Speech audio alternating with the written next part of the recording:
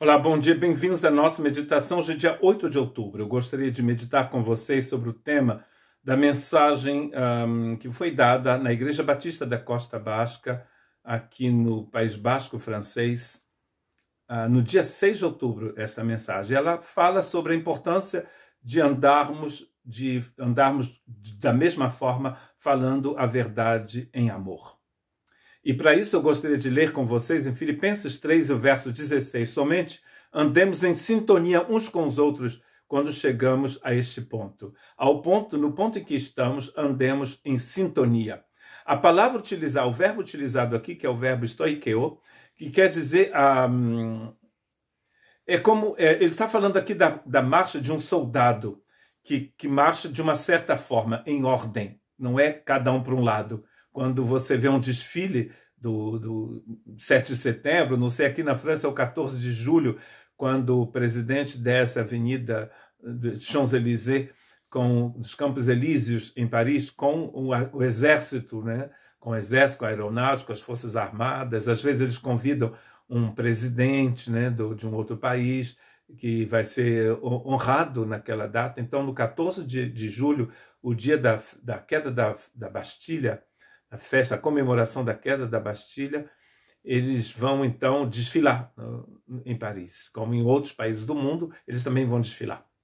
O exército desfila, e você vê as pessoas caminhando, marchando da mesma forma. Você vê, por exemplo, a parada lá em Londres, quando o rei, antes a rainha, quando o rei sai do palácio e os soldados vão na frente com música e tudo mais. É o que ele está dizendo aqui, que a igreja deve andar como esses soldados que estão marchando da mesma forma, com o mesmo passo. Todo mundo dando o mesmo passo. E a forma maravilhosa de avançarmos na igreja é através da proclamação da verdade de Cristo. Avançar na verdade, como ele diz aqui, andar em sintonia, caminhando na verdade de Cristo Jesus. Há um profeta que eu gosto muito de citar, que não existe na Bíblia, né, que é o profeta Heresias, que só tem um capítulo e um verso, que é o capítulo 1, verso 1. Heresias 1:1. Na França há uma expressão que diz falar as suas 4 verdades. E não sei se essa expressão existe em português, mas seria falar a sua própria verdade aos outros. Ou seja, você diz o que você acha sobre a pessoa. Em francês ele diz falar as 4 verdades. O profeta Heresias, se fosse francês, ele teria dito dire ses 4 vérités les uns aux autres, dizer as suas 4 verdades uns aos outros. Ou seja, você tem um pensamento sobre uma determinada pessoa e você vai dizer, com muita franqueza você vai dizer, achando que está sendo maravilhoso, né? Só que você às vezes está matando a pessoa e não sabe. Às vezes você até sabe e você faz assim mesmo, né? Não, vigia, né, varão? Como diria alguns irmãos.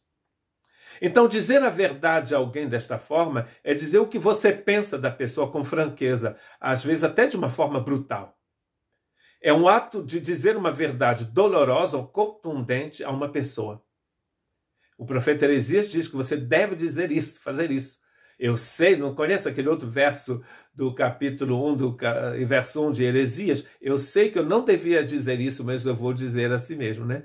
E essas coisas todas não servem para nada, ou seja, não edificam nada. Então a gente esquece isso. Vamos ler então o que diz Efésios 6:12, porque não lutamos contra a carne e o sangue, mas contra os principados, contra as autoridades, contra os governantes deste mundo tenebroso, contra os espíritos do mal nos lugares celestiais. Não lutamos contra ninguém, lutamos contra o diabo, contra o nosso inimigo. E não, aliás, não com as nossas armas, porque não temos armas suficientes em nós mesmos para lutarmos contra o mal.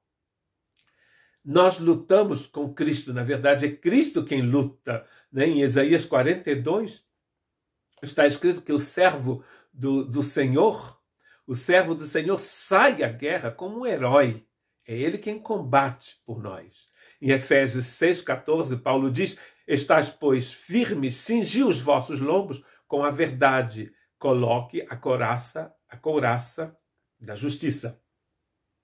Então aqui a verdade é o que vai cingir os nossos lombos, ou seja, o cinto da verdade aqui é que faz com que a panoplia do soldado romano fique no lugar, senão ela vai ficar balangando, não sei se diz por aí, em alguns lugares do Brasil, de um lado para outro, balançando de um lado para outro. Para que ela fique firme, você precisa do cinto da justiça. E a gente sabe muito bem, está escrito em João capítulo 14, que Jesus ele mesmo disse, eu sou a verdade. Não estamos falando aqui da verdade minha, nem da sua, mas da verdade que é Jesus. O que significa, então, falar a verdade em amor, conforme aparece em Efésios 4, verso 15? Para entendermos melhor, precisamos ler outros textos que aparecem no capítulo 4 de Efésios, como, por exemplo, a partir do verso 13. Assim chegaremos todos juntos à unidade na fé e no conhecimento do Filho de Deus, ao estado de adultos, a uma fase de maturidade, onde se manifesta a plenitude que nos vem de Cristo. Desta forma, não seremos como criancinhas lançadas como barcos pelas ondas e levadas para cá e para lá, pelo vento de todo tipo de ensino, à mercê de homens hábeis em induzir outros ao erro.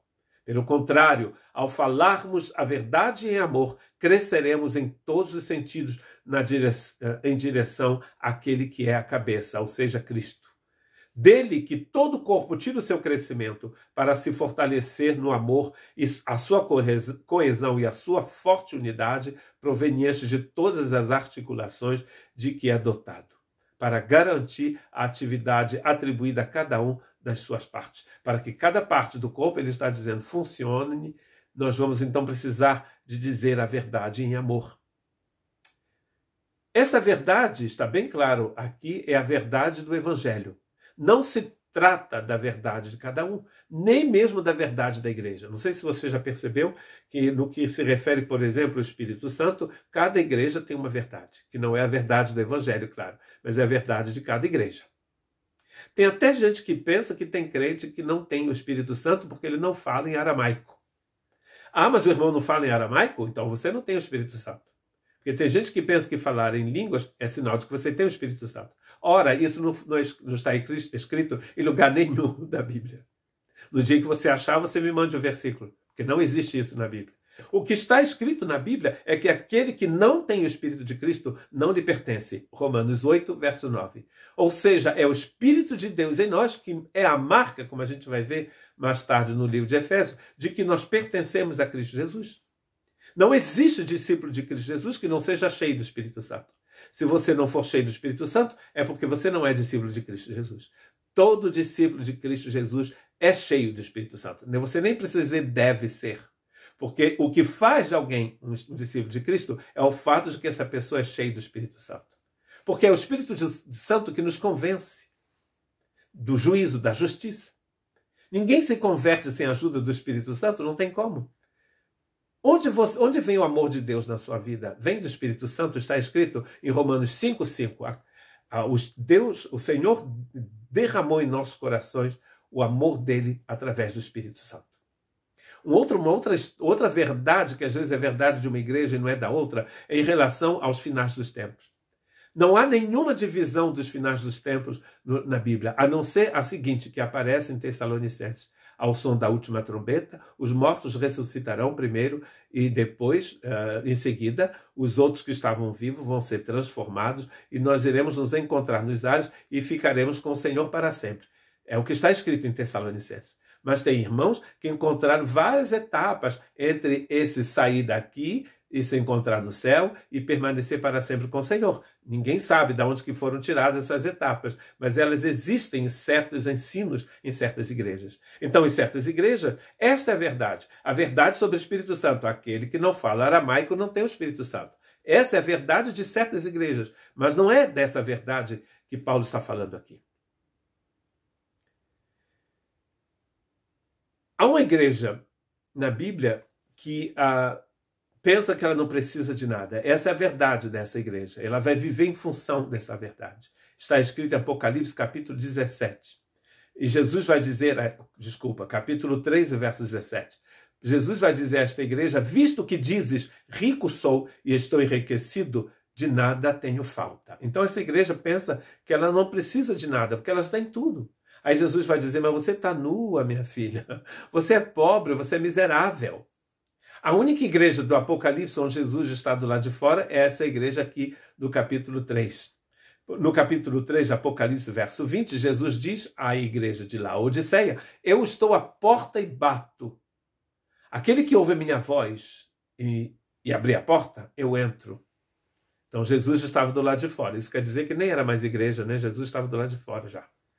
Essa é a verdade da igreja, dessa igreja. A igreja pensa que ela não precisa de nada. De que verdade Paulo está falando no capítulo 4 de Efésios, do verso 15? Dizer a verdade em amor. Ele vai nos explicar que verdade é essa. No capítulo 1 desta mesma carta aos Efésios e no verso 13, vocês ouviram a mensagem da verdade, vírgula, este evangelho que vos trouxe a salvação. Então, verdade aqui é igual evangelho. O que é o evangelho?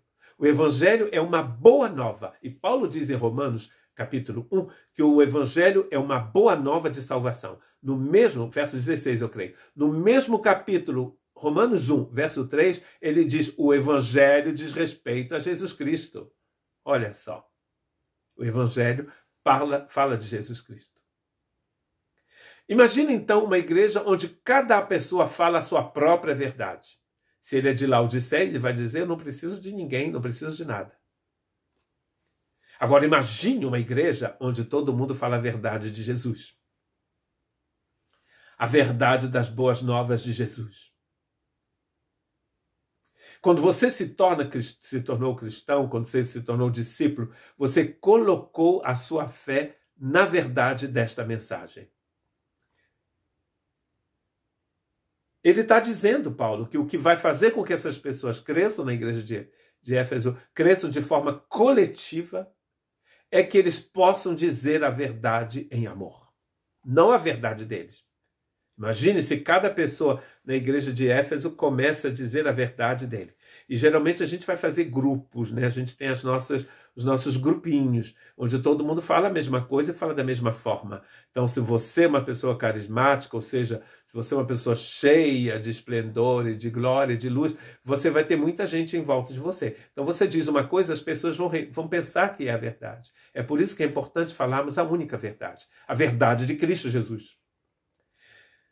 Paulo vai dizer o que é esta verdade no primeiro capítulo da sua carta aos Efésios. Ele vai dizer, por exemplo, no capítulo 1, verso 3, Deus nos abençoou com todas as bênçãos espirituais nos lugares celestiais em Cristo Jesus. Uma pessoa está passando por uma dificuldade muito grande, então você vai dizer para essa pessoa: nele Deus te escolheu antes da fundação do mundo.